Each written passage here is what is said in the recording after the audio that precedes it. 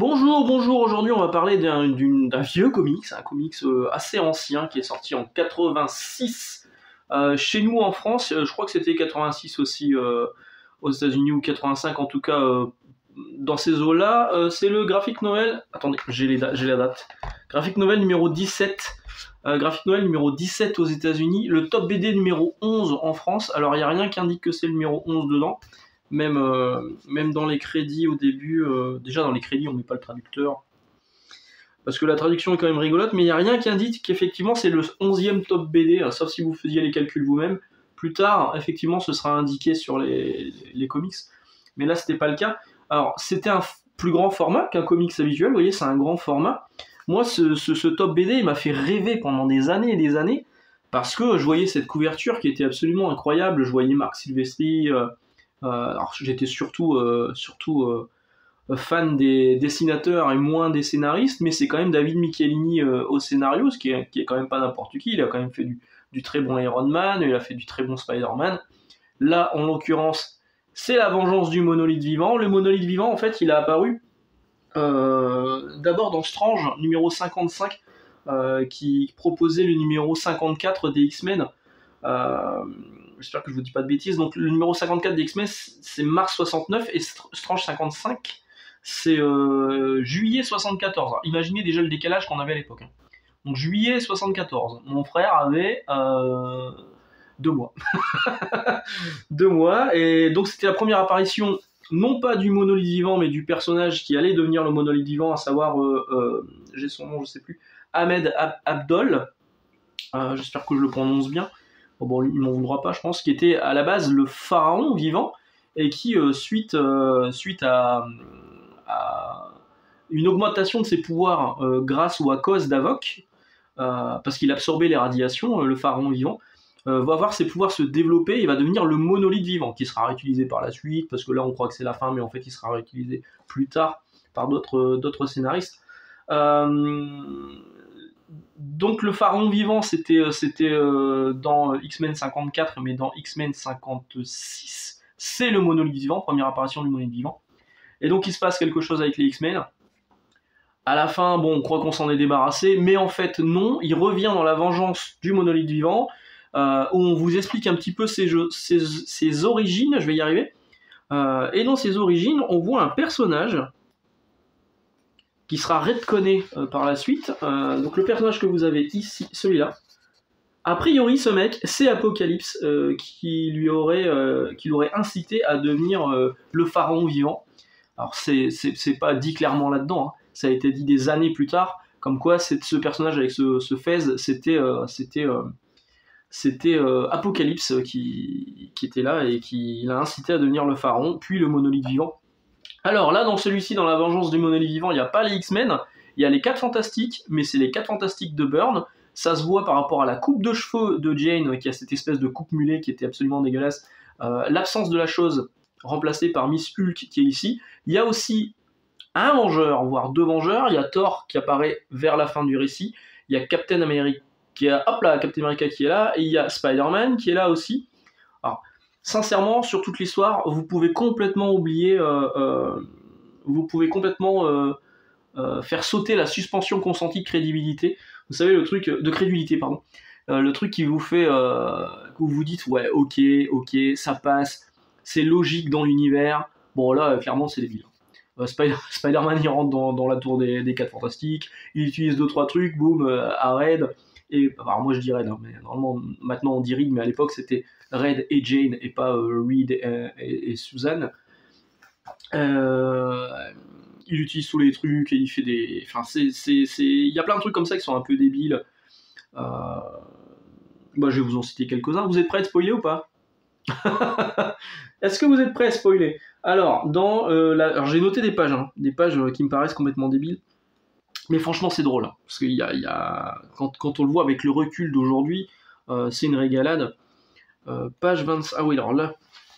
Bon, là, déjà, on voit qu'il y a un petit clin d'œil à Han Solo dans Star Wars. Voilà. J'avais noté un truc là, bah, c'était là justement. Page 50. Qu'est-ce que j'avais vu, page 50? Un truc qu'on ne pourrait plus voir aujourd'hui. C'est là ou pas? Ah oui, un truc qu'on pourrait plus voir aujourd'hui dans les comics. Il y a Spider-Man, donc qui est, je vous expliquais, il est en train d'étudier les appareils de Red vu qu'il est pas là. Et il dit, tu parles avec un équipement pareil, je t'expédie sur Mars le temps d'une cigarette. Spider-Man qui dit ça, le temps d'une cigarette. Alors, la traduction d'époque, moi je me demande si Nicole était pas déjà là, parce qu'il y a quand même des moments où on sort. Dans l'ensemble, ça m'a l'air assez simple. Avec un appareil iDouane, ça devrait pouvoir se décoder. Ok, il y a plein de trucs comme ça. Il y a parfois des cases aussi. Alors, vous savez qu'à l'époque, c'était pas. Je dis beaucoup à l'époque. Où est-ce qu'on voit? À l'époque, le lettrage était fait à la main. Et ça se voit d'ailleurs un peu plus tard sur une autre bulle, page 71, j'ai noté. On voit que la bulle originale était beaucoup plus petite. Et les retouches ont fait que la bulle était plus grande. Voilà. Il y avait ça aussi, j'avais trouvé ça débile. Voilà. Il y a une grosse bagarre. Il faut couper l'électricité générale. Donc Captain America dit à l'armée qui passe. C'est pareil, ça, il y a un moment, il y a Missul qui dit on devrait appeler vos potes les Vengeurs. Et Captain il lui fait non, de toute façon, le temps qu'ils arrivent, l'armée sera déjà.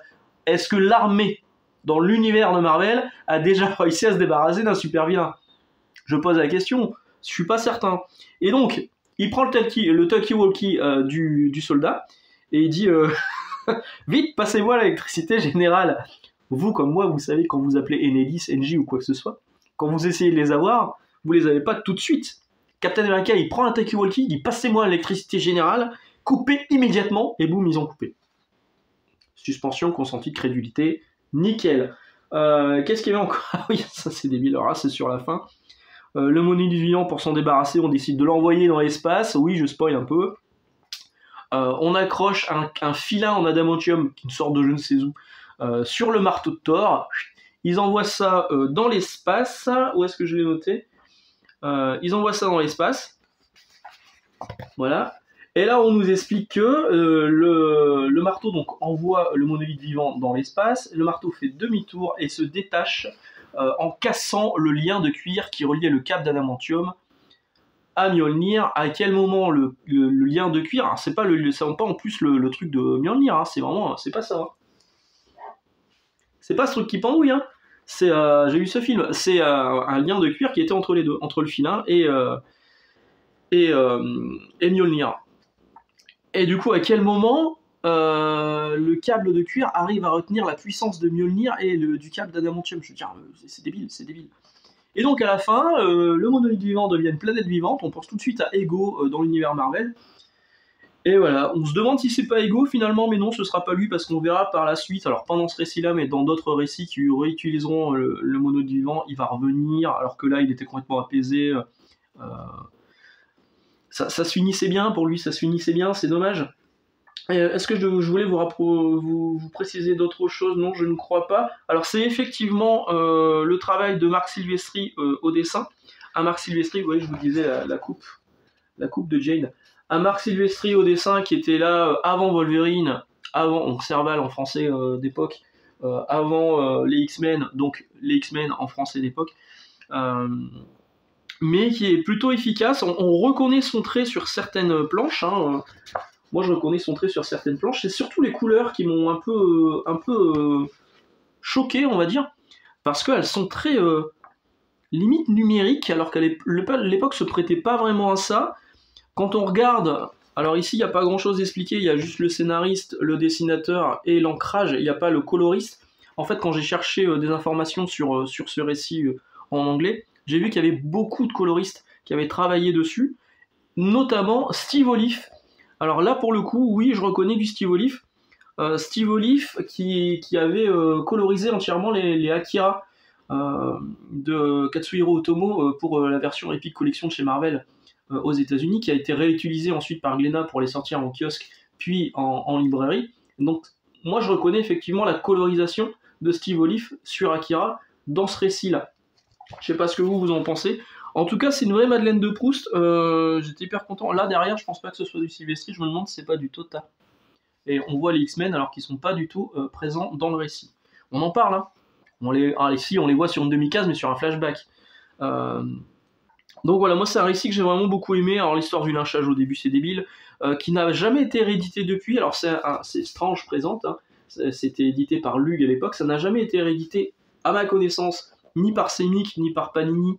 Et aux États-Unis, Marvel ne l'a pas réédité non plus, j'ai pas l'impression.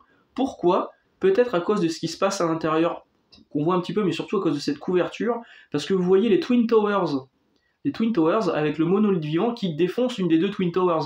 Alors dans l'Amérique, après le 11 septembre, effectivement je peux comprendre que cette couverture puisse chagriner un petit peu, c'est vrai que ça fait un peu bizarre de voir ça aujourd'hui, mais il aurait été très, très bien possible de retoucher soit la couverture, ou alors de changer la couverture, de proposer à Marc Silvestri ou à un autre dessinateur de refaire une couverture pour reproposer le récit aujourd'hui. Parce que là, clairement, si vous voulez le choper aujourd'hui, bah, c'est l'occasion, c'est en occasion. En VO, j'ai pas trouvé de prix en dessous de 80 balles, ce qui me paraît extrêmement cher. Ça, à l'époque, ça coûtait 22 francs. Voilà, 22 francs, vous trouviez ça en kiosque. Moi, je l'ai chopé pour 8 euros chez un bouquiniste sur l'île, mais vous pouvez le trouver, je pense, encore assez facilement sur eBay, Price Minister, Vinted, etc. Ça doit se trouver. Voilà, donc c'est... Je vais pas le conseiller aux jeunes lecteurs, parce que vous allez trouver ça con, en fait. Le mec qui se fait lyncher au début par ses potes, enfin, qui regarde sa femme brûler dans une voiture sans qu'aucun n'intervienne, c'est complètement débile. Le coup de la prison, si le mec est en prison, et il est en prison, donc il fait un mur pour s'évader de la prison, et là il y a ses followers, parce que c'est un Instagrammeur en fait, ses followers qui sont là, qui l'attendaient depuis un mois autour de la prison, hein, un peu caché, pour dès qu'ils voyaient un trou dans la prison, ils allaient s'engouffrer pour venir l'aider. Franchement, c'est débile. Voilà, donc le conseiller à quelqu'un aujourd'hui, c'est compliqué, mais si vous avez connu l'époque des Strange, Nova et compagnie, c'est un récit qui est cool. C'est un récit qui est cool, et puis moi je suis content juste parce que c'est Marc Silvestri. Et cette couverture, je la trouve incroyable, même si un peu je dirais pas choquante, mais un peu particulière aujourd'hui, je la trouve vraiment très très jolie cette couverture. Voilà, bah je vous laisse là, excellente journée, excellente lecture. Pour jeudi, j'ai pas encore vraiment d'idée de vidéo, enfin si j'en ai une, je pense que je vais peut-être parler de Spawn, de ce qui a été annoncé aux États-Unis, mais est-ce que je vais avoir le temps de la tourner, je sais pas, est-ce que je vais avoir le temps de la préparer, surtout je sais pas, parce que genre ma vidéo de dimanche, j'ai pas eu tellement de temps de la préparer, ça c'est vu. Hein. Là j'ai dit des conneries, heureusement que vous êtes là pour me corriger dans les commentaires. Voilà, donc encore une fois, excellente journée, excellente lecture, et puis on se retrouve jeudi. Ciao.